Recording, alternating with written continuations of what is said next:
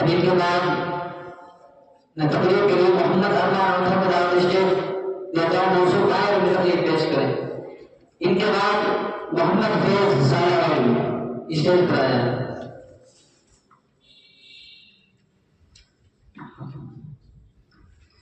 السلام علیکم ورحمۃ اللہ وبرکاتہ۔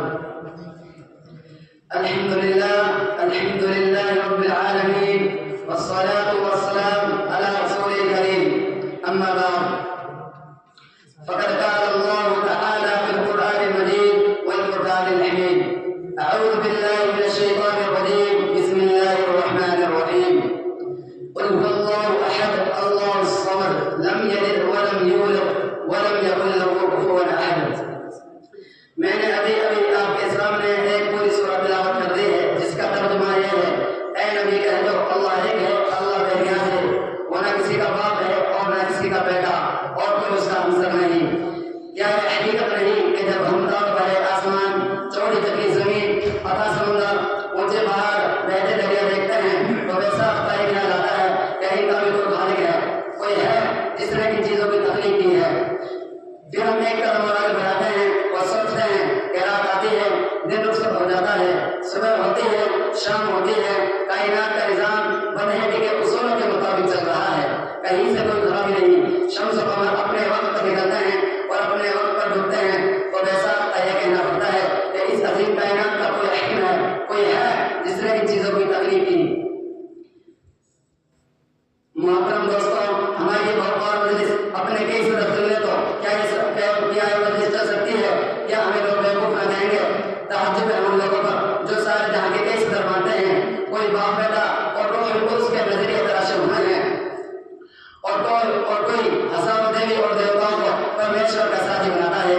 حضرات دورہ اس اخیر سے ربط دورہ تک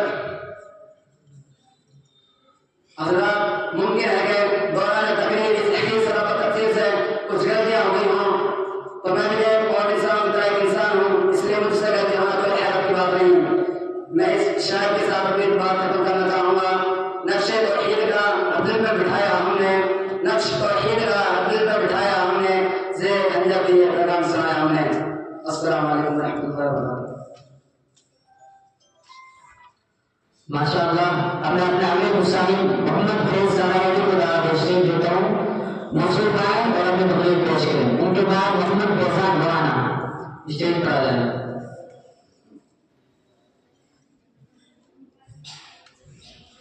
السلام علیکم ورحمۃ اللہ وبرکاتہ۔ نحمده ونصلی علی رسولہ الکریم، اما بعد۔ میں آپ حضرات کے سامنے قرآن کے متعلق چند بات عرض کرنا چاہتا ہوں، مجھے امید ہے آپ غور سے سنیں۔ اللہ کے رسول صلی اللہ علیہ وسلم نے فرمایا، تم میں سب سے اچھا آدمی وہ ہے جو قرآن سیکھے اور سکھائے۔ قرآن کریم دنیا کی سب سے اچھی کتاب ہے جس میں اچھی اچھی باتیں اور قصے ہیں جن کو پڑھ کر انسان کو سکون ملتا ہے اور اس پر عمل کرنے سے دنیا اور آخرت میں کامیابی ملتی ہے۔ جو آدمی قرآن پڑھتا اور پڑھاتا ہے وہ سب سے اچھا آدمی ہے۔ میں انہی چند باتوں پر اپنی تقریر کو ختم کرنا چاہتا ہوں۔